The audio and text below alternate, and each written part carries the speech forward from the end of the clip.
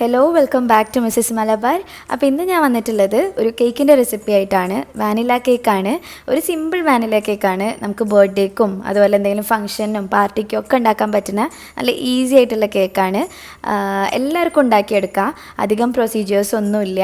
അപ്പോൾ നമുക്ക് ഇതിനാവശ്യമായിട്ടുള്ള സാധനങ്ങൾ എന്തൊക്കെയാണെന്ന് നോക്കാം.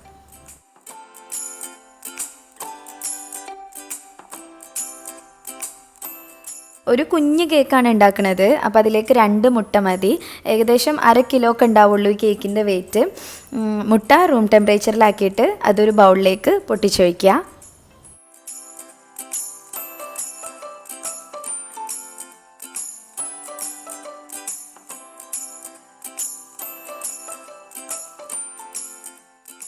ഇനി ഇത് ചെറുങ്ങനെ ഒന്ന് ബീറ്റ് ചെയ്ത് കൊടുക്കുക.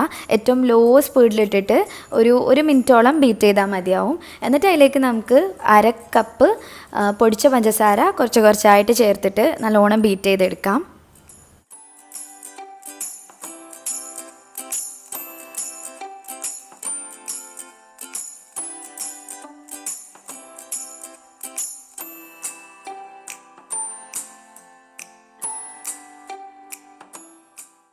ഇനി കുറച്ച് വാനില എസൻസ് ചേർത്ത് കൊടുക്കുക. ഒരു 5-6 ഡ്രോപ്പൊക്കെ ചേർത്താൽ മതിയാവും. പിന്നെ കേക്കിന് മുട്ടൻ്റെ സ്മെല്ല് പോകാൻ വേണ്ടിയിട്ട് നമ്മൾ ആദ്യം മുട്ട ബീറ്റ് ചെയ്തില്ലേ, ആ സമയത്ത് തന്നെ വാനില എസൻസും കൂടെ ചേർത്തിട്ട് ബീറ്റ് ചെയ്ത് കഴിഞ്ഞാൽ മുട്ടൻ്റെ സ്മെല്ല് പോയി കിട്ടും. ഇത് ഞാൻ കുറേ വീഡിയോയിൽ പറഞ്ഞിട്ടുണ്ട്. അറിയാത്തവർക്ക് വേണ്ടിയിട്ടാണ് വീണ്ടും റിപ്പീറ്റ് ചെയ്തത്.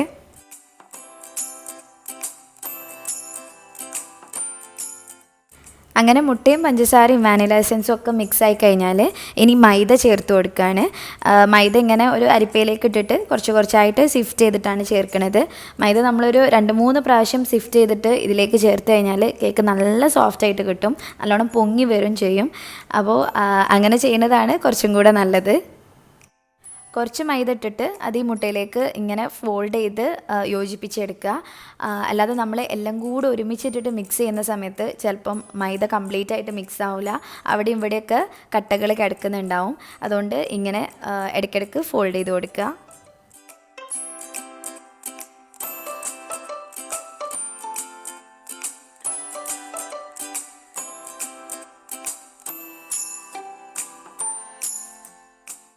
ഇപ്പം നമ്മുടെ കേക്കിൻ്റെ ബാറ്റർ ഓൾമോസ്റ്റ് റെഡി ആയിട്ടുണ്ട്. അപ്പോൾ ഞാൻ ഈ ബേക്ക് ചെയ്യുന്ന ടിന്നൊന്ന് ഗ്രീസ് ചെയ്തെടുക്കുകയാണ്. 6 ഇഞ്ചിൻ്റെ ടിന്നാണ് ഞാൻ എടുത്തിട്ടുള്ളത്. അതിൽ കുറച്ച് ഓയിലാക്കി കൊടുത്തിട്ട് അതിന് മേലൊരു ബട്ടർ പേപ്പർ വെച്ച് കൊടുക്കും. ആ ബട്ടർ പേപ്പറിലും ചെറുതായിട്ടൊന്ന് ഓയിൽ തടവുന്നുണ്ട്. പിന്നെ നിങ്ങൾക്ക് ഈ കേക്കിൻ്റെ ബാറ്റർ വേണമെങ്കിൽ ഡയറക്റ്റായിട്ട് പാനിലേക്ക് ഒഴിച്ചിട്ട് ബേക്ക് ചെയ്യുക, അതിനൊന്നും കുഴപ്പമില്ല. ഞാനിപ്പോൾ ഒരു കുഞ്ഞ് കേക്ക് ആയിക്കോട്ടെ എന്ന് വിചാരിച്ചിട്ടാണ് ഇങ്ങനെ കേക്ക് ടിന്നിലേക്കൊക്കെ ഒഴിക്കുന്നത്. ഇനി നമ്മുടെ കേക്കിൻ്റെ അവസാനത്തെ സ്റ്റെപ്പാണ്. 1/4 ടീസ്പൂൺ ബേക്കിംഗ് സോഡയിലേക്ക് 1/2 ടീസ്പൂൺ വിനീഗർ ഒഴിച്ച് അതൊന്ന് മിക്സ് ആക്കിയിട്ട് നമ്മുടെ കേക്കിൻ്റെ ബാറ്ററിലേക്ക് ഒഴിച്ച് നന്നായിട്ട് യോജിപ്പിച്ചെടുക്കുക. പിന്നെ ഇതിന് പകരമായിട്ട് നിങ്ങൾക്ക് വേണമെങ്കിൽ ബേക്കിംഗ് പൗഡർ ചേർക്കുക, അല്ലെങ്കിൽ ബേക്കിംഗ് സോഡ തന്നെ ഡയറക്റ്റായിട്ട് ഇതിലേക്ക് ചേർത്ത് കൊടുക്കുക. ഇത് രണ്ടും ചേർക്കുകയാണെങ്കിൽ നമ്മൾ ആ മൈദ അരിച്ചില്ലേ, ആ സമയത്താണ് രണ്ടും ചേർക്കേണ്ടത്. പിന്നെ എനിക്ക് പേഴ്സണലായിട്ട് കേക്ക് നന്നാവുന്നതായിട്ട് തോന്നിയത് ഇങ്ങനെ ഈ വിനീഗറും ബേക്കിംഗ് സോഡയും കൂടെ മിക്സാക്കി ചെയ്യുമ്പോഴാണ്. അതുകൊണ്ടാണ് ഞാനിൻ്റെ എല്ലാ കേക്കിലും അതുതന്നെ ചെയ്യുന്നത്. ഇനി റെഡി ആയിട്ടുള്ള കേക്കിൻ്റെ ബാറ്റർ നമുക്ക് കേക്ക് ടിന്നിലേക്ക് ഒഴിച്ചു കൊടുക്കാം.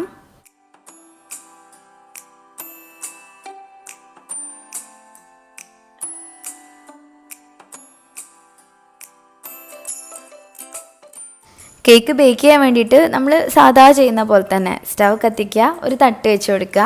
അതിന് മേലെ ഒരു സോസ് പാനോ അല്ലെങ്കിൽ ഒരു ഇഡ്ഡലി പാത്രം വെച്ചിട്ട് നമ്മുടെ ഈ കേക്ക് ടിന്ന് അതിലേക്ക് ഇറക്കി വെച്ച് കൊടുക്കുക. പിന്നെ വേണമെന്നുണ്ടെങ്കിൽ ഒരു റിങ്ങൊക്കെ വെച്ച് കൊടുക്കാം. ഞാൻ ഇപ്പോൾ അതൊന്നും ചെയ്തിട്ടില്ല.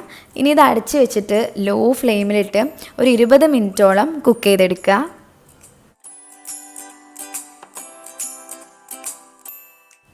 അങ്ങനെ 20 മിനിറ്റ് കഴിഞ്ഞപ്പോൾ നമ്മുടെ കേക്ക് റെഡിയായി വന്നിട്ടുണ്ട്. പിന്നെ കേക്ക് റെഡിയായി കഴിഞ്ഞാൽ അതൊരിക്കലും മൂടി വെക്കരുത്, തുറന്ന് വെക്കുക. അല്ലെങ്കിൽ പിന്നെ നമ്മൾ മൂടി വെച്ച് കഴിഞ്ഞാൽ കേക്ക് താഴ്ന്നു പോവും. പലരും ഡൗട്ട് ചോദിക്കുന്നതാണ്, കേക്ക് താഴ്ന്നു പോകുന്നുണ്ട് കുക്കായി കഴിഞ്ഞതിന് ശേഷം എന്ന്. അതിന് ഒന്നാമത്തെ കാരണം ചിലപ്പോൾ ബാറ്റർ കൺസിസ്റ്റൻസിയാണ്. ബാറ്ററിൻ്റെ കൺസിസ്റ്റൻസി ശരിയായിട്ടില്ലെങ്കിൽ കേക്ക് താഴ്ന്നു പോവും. അല്ലെങ്കിൽ ഇതാണ് പ്രശ്നം വരിക, നമ്മളത് കുക്കായി കഴിഞ്ഞതിന് ശേഷം അടച്ച് വെച്ച് കഴിഞ്ഞാൽ കേക്ക് നല്ലോണം താഴ്ന്നു പോവും. ഇപ്പം നമ്മുടെ കേക്ക് ചൂടൊക്കെ വിട്ട് വന്നിട്ടുണ്ട്. ഇനി ഇത് നമുക്ക് വേറൊരു പാത്രത്തിലേക്ക് മാറ്റാം. പിന്നെ കേക്ക് ചൂടാറി കഴിഞ്ഞതിന് ശേഷം മാത്രമേ അത് ബേക്ക് ചെയ്തിട്ടുള്ള പാത്രത്തിൽ നിന്ന് മാറ്റാൻ പാടുള്ളൂ, അല്ലെങ്കിൽ പൊട്ടിപ്പോവും.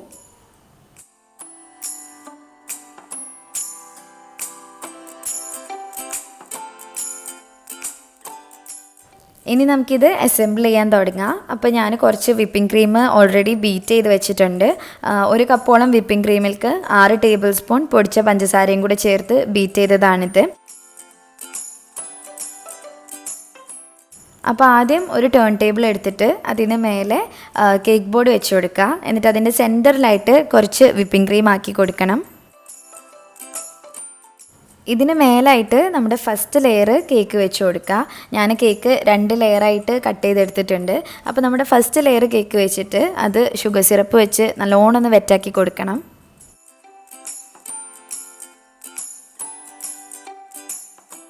ഇനി ഞാൻ കുറച്ച് വിപ്പിംഗ് ക്രീം സ്പ്രെഡ് ചെയ്ത് കൊടുക്കുകയാണ്.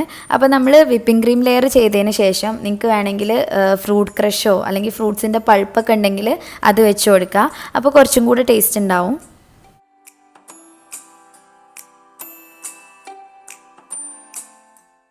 വിപ്പിംഗ് ക്രീം സ്പ്രെഡാക്കി കഴിഞ്ഞാൽ നമുക്ക് നമ്മുടെ അടുത്ത ലെയർ കേക്ക് വെക്കാം.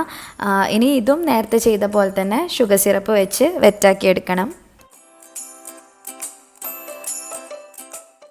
അത് കഴിഞ്ഞിട്ട് ഈ കേക്ക് കംപ്ലീറ്റ് ആയിട്ട് നമുക്ക് വിപ്പിംഗ് ക്രീം വെച്ചിട്ട് കവർ ചെയ്തെടുക്കാം.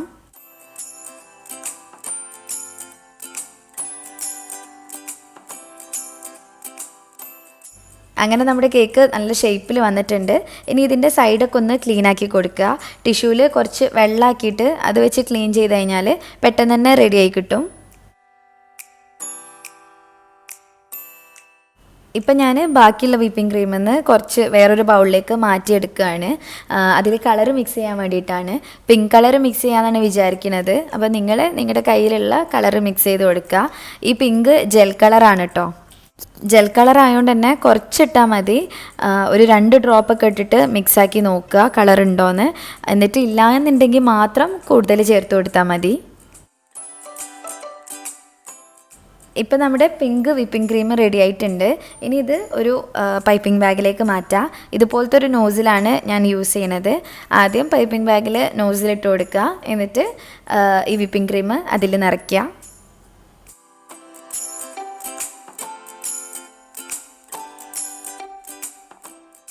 ഈ വിപ്പിംഗ് ക്രീം റെഡിയാവുന്ന നേരം ഞാൻ കേക്ക് ഫ്രിഡ്ജിലേക്ക് വെച്ചിരിക്കുന്നു. ഇനി നമുക്ക് ഈ കേക്കിൻ്റെ സൈഡിലൊക്കെ ആയിട്ട് കുറച്ച് ഷുഗർ ബോൾസ് ഇട്ട് കൊടുക്കാം. ഇതുപോലത്തെ ഷുഗർ ബോൾസ് നമുക്ക് കേക്കിൻ്റെ ഷോപ്സിലൊക്കെ വാങ്ങിക്കാൻ കിട്ടും. അപ്പോൾ ഇതിങ്ങനെ സൈഡിലേക്ക് ആക്കി കൊടുക്കുക.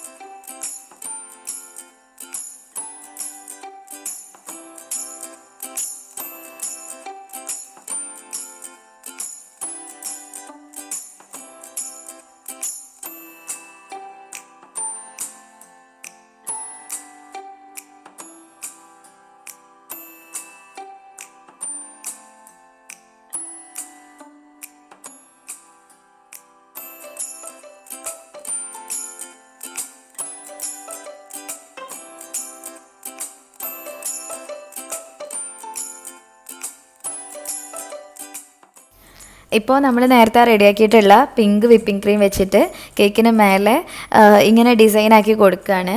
ഫ്ലവർ എന്നൊന്നും പറയാൻ പറ്റില്ല, ഒരു വട്ടം വരയ്ക്കുന്ന പോലെ ചെയ്യാണ്.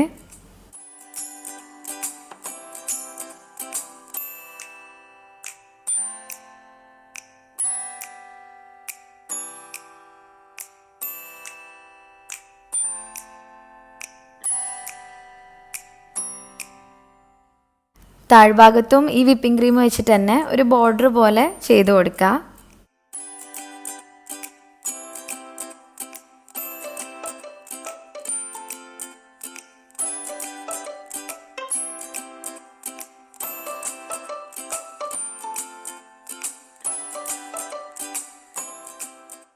അങ്ങനെ നമ്മുടെ കേക്ക് റെഡി ആയിട്ടുണ്ട്.